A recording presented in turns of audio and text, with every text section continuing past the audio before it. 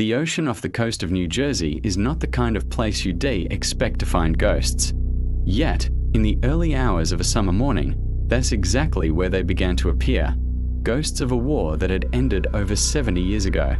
The water was calm, a deceptive mirror masking what lay beneath. On the deck of the salvage vessel, the crew moved with quiet efficiency, their faces tight, not from the salty wind, but from the weight of what they were about to do. For weeks, sonar readings had shown something unusual, something metallic, elongated, and far larger than any shipwreck common to these waters. At first, they assumed it was another fishing trawler gone to ruin. But the shape was too perfect, too deliberate, the signature of something built for war. That's when the idea began to grow, an idea almost too strange to be real. Could it be a submarine? And if so, why here, only a few miles off the American coast? No one wanted to say it out loud, but the thought was there, unspoken yet heavy. A U-boat.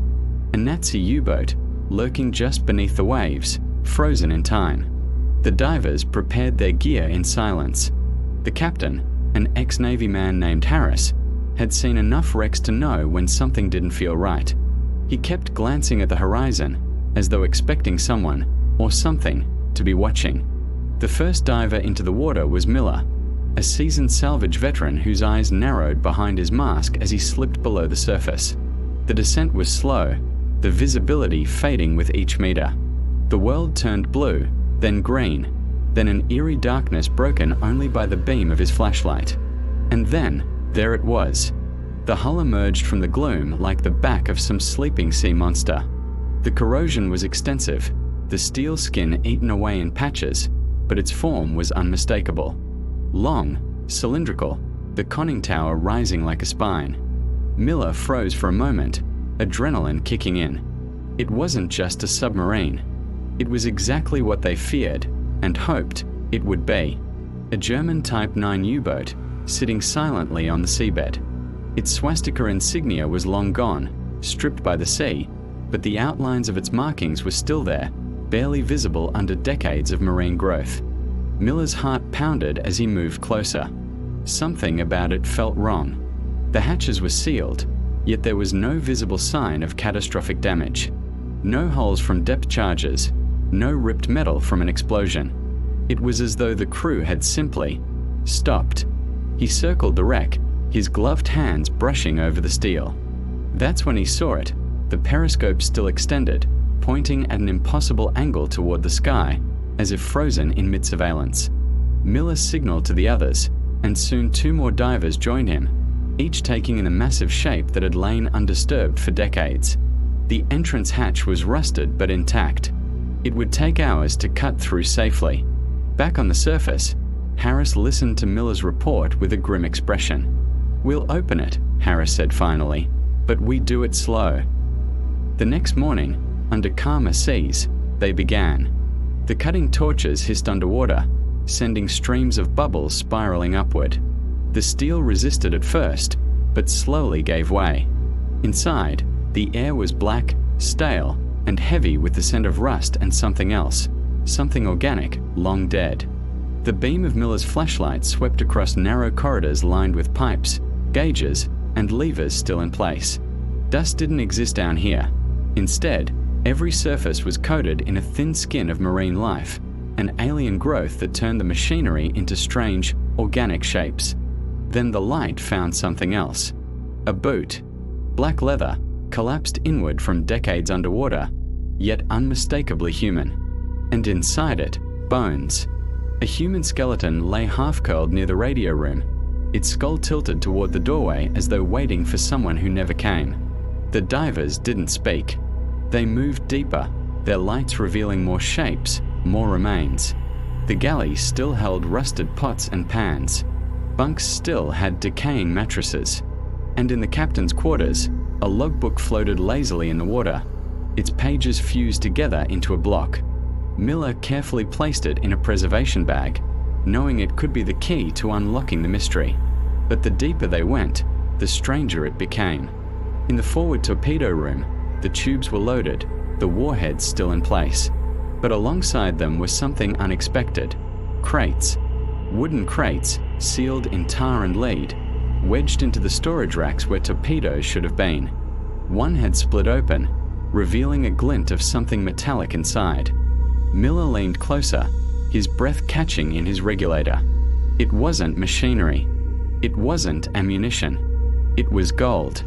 Stacks of gold bars, each stamped with the Nazi eagle. He quickly signaled Harris above, who responded with a terse order, "Bring one up." As Miller secured the bar for retrieval, he noticed something else. Faint markings burned into the wood of another crate, a strange, angular symbol he didn't recognize, nothing like any military insignia. It almost looked older, much older. When they surfaced, the gold bar clinked against the deck, heavy and cold. The crew stared, no one speaking. They all knew what it meant. This wasn't just a lost U-boat. This was something far bigger. Harris looked out over the calm ocean, his jaw tight. "We are not telling anyone," he said finally. "Not yet." But it was too late. From somewhere beyond the horizon, a shadow was already moving toward them. A ship, slow and deliberate, with no lights and no flag. And in that moment, Harris realized the U-boat hadn't been forgotten. Someone had been waiting for it to be found. The engine strained as Harris pushed them harder, the salvage vessel pitching against the waves. The fog made navigation a nightmare, the radar screen blooming with static and ghost contacts. The trawler's silhouette kept slipping in and out of view, but always reappearing in the same position, behind them, closing in. Below deck, Miller, Ruiz, and two other divers braced themselves against the movement of the ship. The crate sat in the middle of the cabin, lashed down with thick straps, the gold bar and the sealed canister beside it. Every few seconds the ship lurched, and the metal clinked softly, a sound that felt far too loud in the tense air. "They're not letting us go," Ruiz muttered. "Whoever they are, they're not leaving without this stuff." Miller kept staring at the canister. He couldn't explain it, but he felt drawn to it, as if it was somehow the key to the entire mystery. Harris's voice crackled over the intercom. "Fog's breaking ahead. Once we are clear, we head for open water. Keep your heads down." But before they could breathe relief, a sharp crack split the air. Not thunder, gunfire. The crew froze. More cracks followed, the sound muffled by the fog but close. The trawler was firing warning shots across their bow. Harris swerved, the ship groaning under the turn. In the chaos, Miller grabbed the canister and shoved it into a storage locker. If they were boarded, maybe it would be overlooked. Minutes dragged like hours. Finally, the fog thinned, revealing the open Atlantic, and the trawler, now only a few hundred meters behind. The men aboard it weren't hiding anymore. They wore black combat gear, no insignia, their weapons slung and ready. And then, just as Harris prepared to radio a distress call, the trawler slowed. Without a signal, without a word, it peeled away and turned back toward the mist.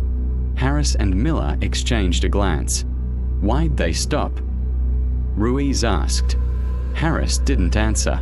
He just kept the throttle open until the trawler disappeared completely.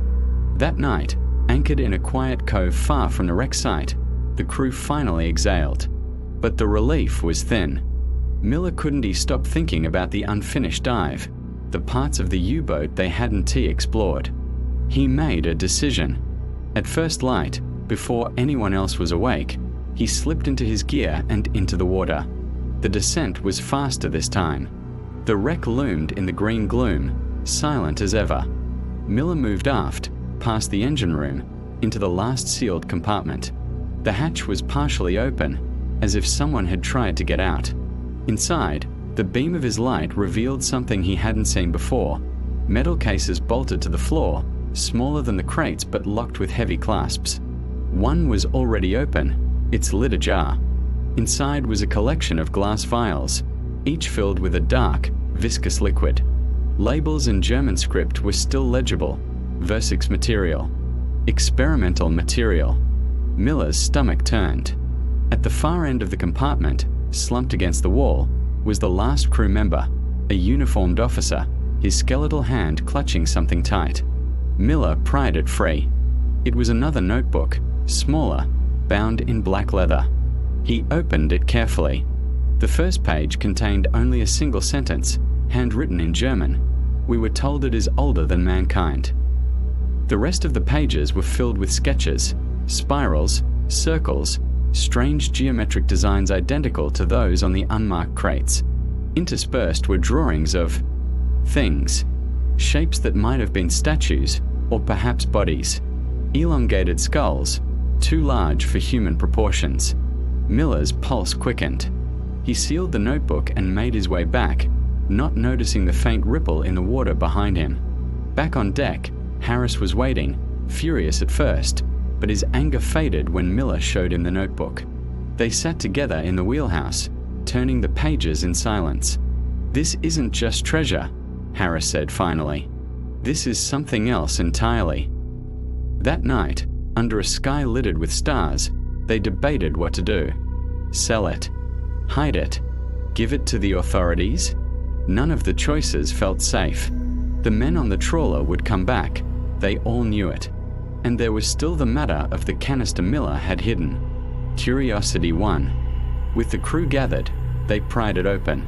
Inside was a sealed glass tube, and within it, suspended in some clear fluid, was an object no one could immediately identify.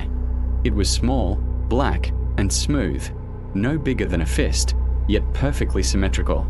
Under the deck lights, faint lines shimmered across its surface, those same angular symbols, impossibly fine, as if carved under a microscope. "Looks man-made," Ruiz said.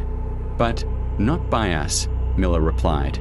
Harris stared at it for a long moment. "We end this here. The U-boat stays where it is. The crates, the gold, we put it all back. Whatever this was about, it was meant to stay buried." But they didn't get the chance. Just before dawn, the fog returned, and through it came the low hum of an engine, not from a trawler, but from something faster, sleeker.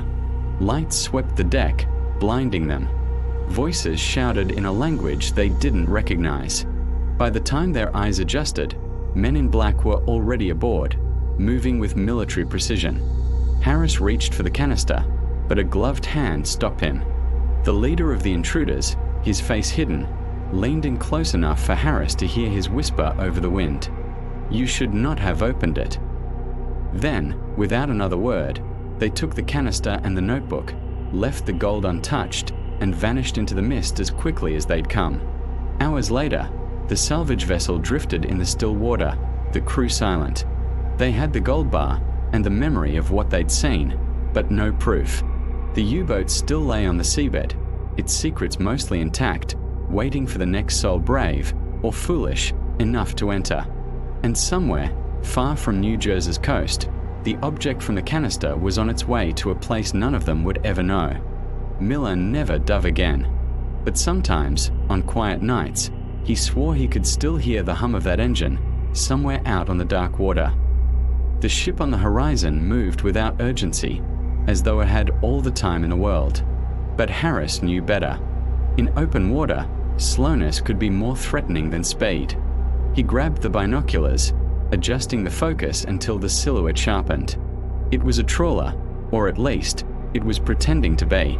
The hull was dark, the paint chipped, but Harris's trained eye caught the irregularities, the unusual antennas, the way the deck equipment seemed staged rather than functional. This wasn't a fishing vessel, and it was coming straight toward them. On deck, the crew kept working as if nothing was wrong, lowering the dive platform for another descent. Harris kept his voice low, only Miller at his side. "We finished the sweep today. Tonight we leave. No delays." Miller nodded, but his eyes flicked toward the approaching shape. The second dive began. The water seemed colder now, the light dimmer. Miller led the way into the forward compartments, passing the skeletal remains of the crew. Something about their positions kept nagging at him. They weren't scattered as if in panic. Many were sitting upright, strapped into their stations, as though they had simply stopped breathing. The deeper they went, the heavier the sense of being watched became.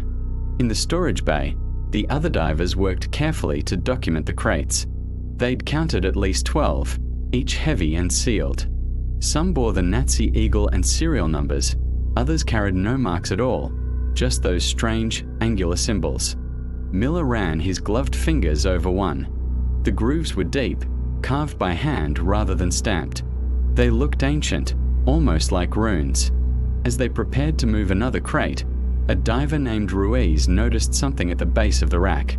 Wedged behind a loose panel was a small, cylindrical canister, sealed with a locking clasp. The metal was smoother than the surrounding steel, and when Miller lifted it, it felt far heavier than its size suggested. He clipped it to his harness for examination topside. Back on deck, Harris was waiting.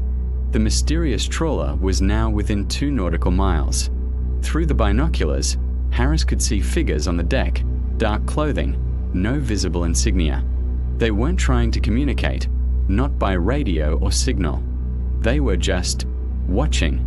Harris made a decision. "We haul now," he ordered. "Every diver out." Minutes later, the gold bar, the canister, and a second crate were secured on deck. The crate's weight made the deck creak as they set it down. Harris pried the top loose, and the smell hit them first, not decay, but something metallic, sharp, almost like ozone. Inside were tightly wrapped bundles, layers of wax cloth sealed with pitch. Miller cut one open, and the entire crew fell silent. Inside were documents, reams of them, in perfect condition. The paper was covered in German text, but interspersed among the pages were diagrams. Not of submarines, not of weapons. They were charts, maps of coastlines, yes, but also of places no one recognized. Islands that didn't exist on modern maps. Strange circular symbols dotted the pages, each labeled with codes. And then there were the illustrations. Massive stone structures, spirals, and symbols identical to the ones carved into the unmarked crates. Harris ordered them resealed immediately. They didn't know who was on that approaching vessel, but he was certain they weren't here for rescue. That night, the crew kept a double watch. The trawler stayed on the edge of visible range, a shadow in the mist. Every time they adjusted their course, it adjusted too. By morning, the weather had turned. A dense fog rolled in, and the horizon disappeared. The dives continued, urgency mounting. They still hadn't explored the aft compartments. Miller descended again, his breath loud in the regulator, every shadow feeling alive. In the engine room, he found something he hadn't expected, a second logbook wedged inside a maintenance panel. It was in far better condition than the first, its waterproof casing protecting it from decay.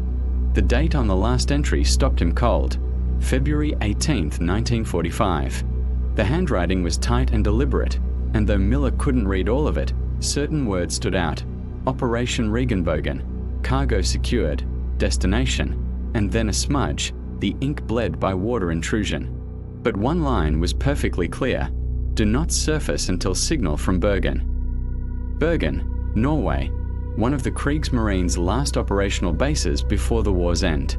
But why would a U-boat carrying gold, ancient artifacts, and strange maps be heading toward America's coast in 1945? Miller was still turning the thought over when he spotted movement. Not from the wreck, from inside it. A pale shape slid across the darkness beyond the torpedo room. He swung his light, but nothing was there. And then he saw it again, a human silhouette, vanishing around the bulkhead. Every hair on his body stood on end. He swam forward, the beam cutting through the gloom. When he rounded the corner, the compartment was empty, except for one thing: a fresh mark, drawn in the silt on the floor. The same angular symbol carved into the crates. Miller's breathing grew shallow. Whatever had made that mark hadn't been there 70 years ago. He surfaced fast, breaking into the grey daylight, the fog closing around the salvage vessel like a shroud. Harris listened to his account without a word, but his face darkened. "We are done," he said. "We pull anchor now." But the ocean had other plans.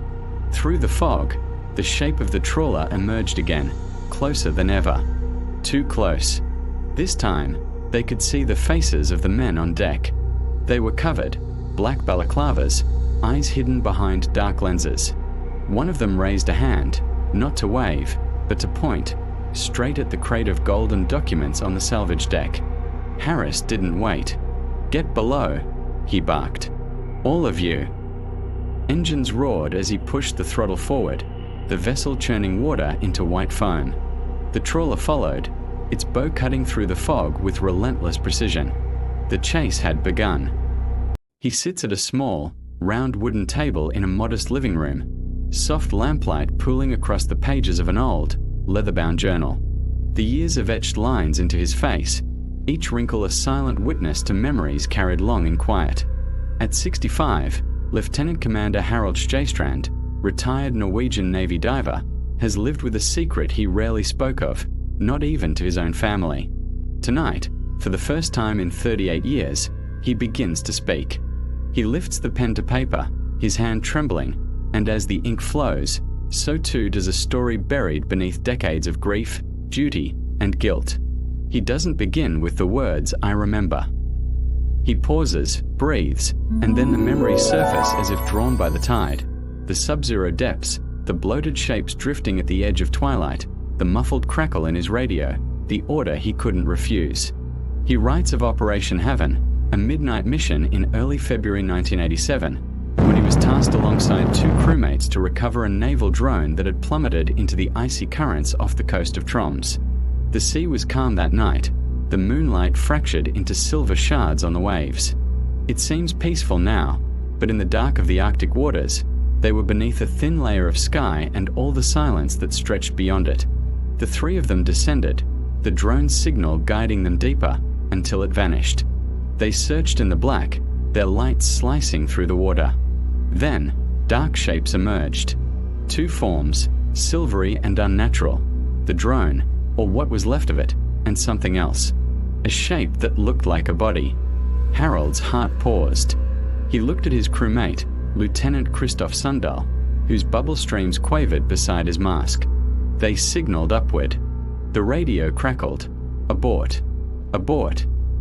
A single word echoing in the metal and glass of their suits. Instinct flared, and they began to ascend, tethered to each other, to life, to the surface. But Christoph's tether snagged on twisted metal. Harold could feel the jerk, the subtle shift in weight. For the briefest moment, he considered letting go. He knew, if he did, that Christoph would vanish into the deep, and he would be alone. But he did not let go. Writing this now, he cannot remember the order himself, whether he froze, whether he fought. He only knows two tugs, two straining breaths, and then he was on the surface, clawing air, the drone's light pulsing weakly beside him, Christoph silent below. They never recovered Sundal. The official report calls it a tragic accident. Entanglement. An honest mistake. The Navy files closed. But it haunted Harold. Every night he heard the hiss of his own breath as Christoph's air should sound. Every time the wind gusted through the pines by the cabin, he imagined the snap of the tether, the final descent, the water closing around a friend. Over the years, he wrote letters he never sent, to the widow, to the family, each ending with "I'm sorry." He sealed them, then tucked them in a box that he never opened. He resigned quietly, avoiding conversations, avoiding eyes. He swallowed the silence whole, until he reached retirement, when the desire to speak again, to unburden his heart, seized him. He remembers the first notes he scribbled, words trembling as they collided with shame and longing. His voice cracked on the page, then steadied. Tonight, with the journal open, he reads the first line aloud. "My name is Harold Stjeystrand. I was there, and I'm sorry." The confession tastes like salt, fierce and urgent, as if the sea itself courses through his veins again. The lamplight flickers as he breathes. Something in him shifts. He knows that when this recording is released, there will be those who say he is betraying protocol, that is reopening wounds long healed. But he cannot remain silent any longer. He will face the questions. He will face the anger. He will face himself. Because some truths must be spoken, even if their echoes last a lifetime. The recording clicks off. Outside, the wind stirs the curtains. The silence returns, no longer his alone, but shared. The interview takes place in a small studio in Oslo, walls padded to swallow sound, a single microphone between him and the reporter. The air smells faintly of coffee and dust. Harold sits stiffly, his navy blazer neatly pressed though the brass buttons have dulled with time. His voice is low, almost hesitant at first, as if every word risks breaking the surface tension of decades. "They told us it was a retrieval," he says, eyes fixed somewhere beyond the table. "Just a routine dive. 40 meters. In and out." He pauses, swallows, and his knuckles whiten against the coffee cup. But it was never routine. The reporter leans in. "What do you mean?" Harold's gaze sharpens, pulling her into a memory. February 1987. The temperature barely above -10. The sea steaming faintly in the morning light like the breath of some vast creature. They boarded the Zodiac at dawn, the inflatables motor growling as it carried them toward the coordinates. The drone, a prototype, was worth millions, they were told. Sensitive equipment. National security.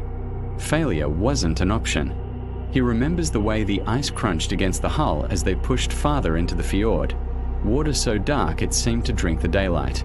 The dive itself began without drama. Weighted belts tightened, tanks checked, regulators tested. They tipped backward into the black, bubbles streaming up like quicksilver. It took minutes for the sunlight to vanish entirely, their world reduced to the pale beams from their helmet lamps. Then the signal, faint but steady, guiding them down. That's when he saw the first glint of metal. At first he thought it was the drone, but the shape was wrong. Angular, too large. He swept his lamp across it. A section of wreckage, old and encrusted with barnacles. And there, half caught in the frame, fabric, a sleeve, a hand. Christoph saw it too. His breathing quickened, a cloud of bubbles spiraling upward. They hadn't been briefed on anything like this. No mention of bodies, no mention of wrecks. But there it was, unmistakable, a human form suspended in the water, tethered by the arm to jagged steel. Harold reached for the radio. "Command, we've found something else. Possible casualty." Silence. Then, ignore. Retrieve the package. His stomach turned. He signaled to Christoph, "We can't just leave him." Christoph nodded. They finned closer, the body's face turned away, hair floating like seaweed. The fabric was dark, faded, the kind worn decades earlier. This wasn't recent. This man had been down here for a long time. That's when Harold felt it, a tug on his tether. He looked down. His line had looped over a twisted girder, the same one that trapped the body. He tried to free it, but the girder shifted, releasing a plume of silt that swallowed their lights. In the murk, shapes twisted, distances collapsed. Christoph's lamp beam cut across his visor, then vanished. Christoph. No answer. The silt thinned enough for Harold to see him, jerking at his own tether. It was caught fast in the wreckage near the body's legs. The clock in his head began to tick, the one every diver knows, the one counting down the minutes of oxygen. He swam toward him, tugging at the line, fingers numb in the cold. Over the comms, Christoph's voice came through, ragged, "Cut me loose." Harold hesitated. "I can. Cut me loose." The urgency in Christoph's tone left no room for doubt. The longer they stayed, the more the cold would drain their strength, the more the silt would choke their vision. He reached for the line cutter, the small blade glinting under his lamp. One swift motion, and the tether snapped free. Christoph surged upward, vanishing into the dark above. Harold turned to follow, but felt the girder shift again, slamming into his tank. For a heartbeat, he was pinned. He twisted, scraping free, then kick hard, lungs burning, eyes locked on the faint shimmer of daylight above. He broke the surface gasping, blinking against the cold wind. The Zodiac was there, Christoph was not. They searched. Minutes stretched into an hour. The official report would later say he'd been lost in an uncontrolled ascent. his body carried away by the current. Harold would never see him again. Back in the studio, Harold's voice falters. "That's not all," he says quietly. The reporter waits. The man in the wreck, he wasn't in any Norwegian records. I checked. His uniform, if that's what it was, didn't match ours, or anyone's I knew of. The silence between them grows heavy. Outside, traffic hums faintly. Inside, the air feels still. The reporter clears her throat. "So, who was he?" Harold leans back, eyes closing for a moment. "That," he says, "is why I've stayed silent all these years." He doesn't answer the question. Not yet. Some truths, even now, feel too dangerous to name. The reporter's pen stills on the page, her eyes fixed on Harold as if afraid that if she blinks, he'll vanish back into silence. He exhales slowly, and for a moment the only sound in the room is the faint hum of the recorder. "After Christoph was gone," he says, "I should have been pulled from the mission, but they sent me back down, alone." His words are flat now, stripped of emotion, as if he has rehearsed them in his mind for decades. "I went back to the wreck to finish what they called my objective." The drone was lodged against part of the twisted frame, wedged in tight. I cleared the silt and pulled it free, but I couldn't leave, not without looking again. He pauses, fingers curling slightly against the table. I swam back to the body. His skin was pale, almost waxy, but it hadn't decomposed the way I expected. The cold had preserved him. His face, Harold's voice thins, almost breaks. He looked like he'd been down there only days. And there was something else. The suit he wore, it wasn't neoprene. It wasn't anything I'd ever seen. Seamless, smooth, almost metallic to the touch. And his helmet, if you could call it that, was a single piece with no visor seam. Just a dark surface, reflective enough that when I moved my light, it shimmered like oil. He leans forward. I tried to get closer, to see his features, and that's when his eyes opened. The reporter's breath catches. "You mean, I mean he was alive." Harold nods once, the memory etched deep. Not fully, not like you and I, but there was movement. A flicker. His pupils reacted to my light.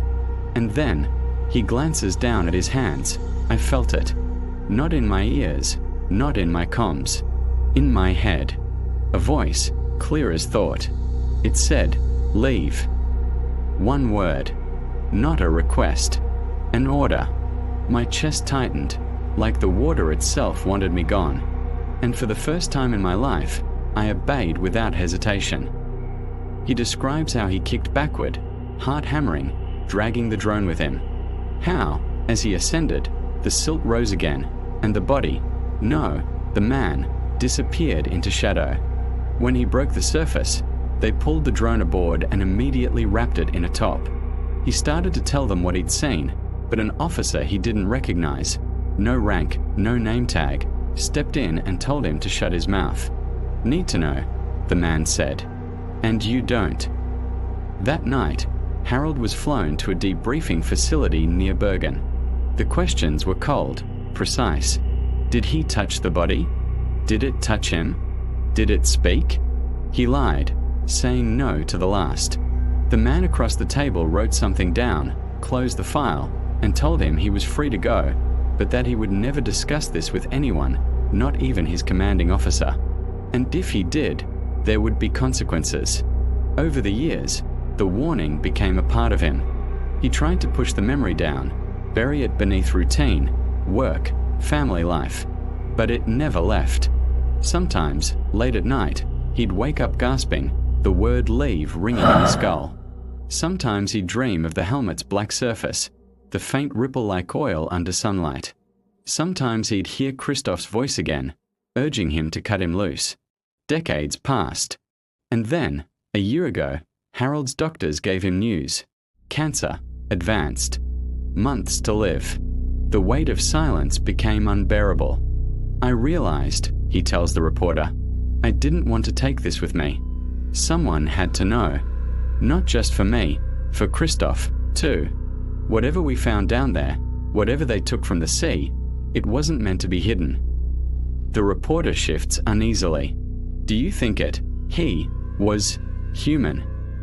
Harold's gaze holds hers, unblinking. I don't know. I know he looked human. But the suit, the helmet, the voice in my head, he shakes his head. If he was human, he wasn't from our time. Maybe not from our world. He leans back, the effort of speaking weighing on him. I've thought about that order. Leave. And I've wondered, did he mean leave him in peace? Leave the wreck alone? Or did he mean leave this place entirely? This planet? The recorder clicks softly as it reaches the end of its tape. Neither of them moves to restart it.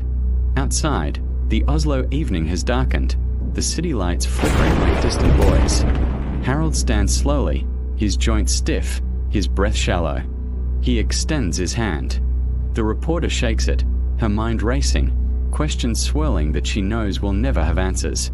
He leaves the studio without another word, disappearing into the night. Weeks later, the reporter publishes the interview, heavily edited, omitting the most unbelievable parts.